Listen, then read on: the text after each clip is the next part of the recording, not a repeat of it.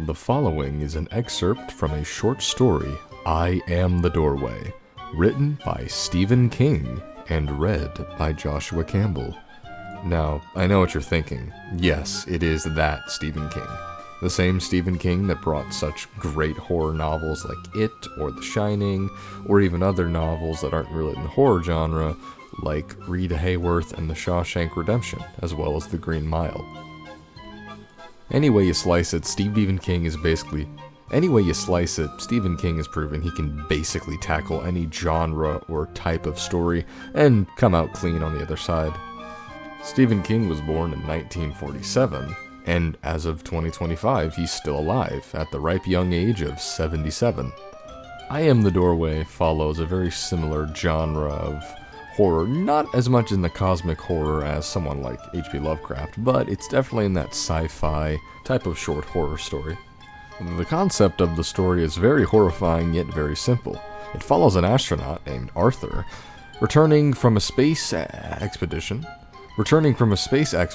and returning home, only to slowly discover that he has become the gateway for a sort of alien invasion, which, as you can imagine, is not a wholesome concept.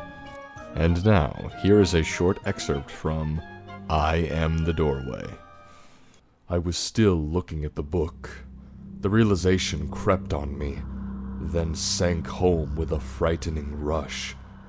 My eyes were closed, but I was still looking at the book. What I was seeing was smeary and monstrous, the distorted fourth-dimensional counterpart of a book, yet unmistakable for all that. And I was not the only one watching. I snapped my eyes open, feeling the constriction of my heart. The sensation subsided a little, but not entirely. I was looking at the book, seeing the print and diagrams with my own eyes. Perfectly normal everyday experience, and I was also seeing it from a different, lower angle, and seeing it with my other eyes. Seeing not a book, but an alien thing, something of monstrous shape and ominous intent. I raised my hands slowly to my face, catching an eerie vision of my living room turned into a horror house. I screamed. Ah! There were eyes peering up at me through splits in the flesh of my fingers.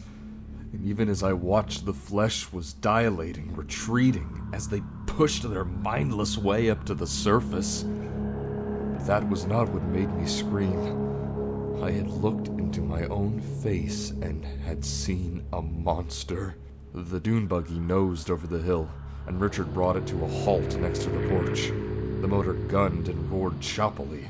I rolled my wheelchair down the inclined plane to the right of the regular steps, and Richard helped me in.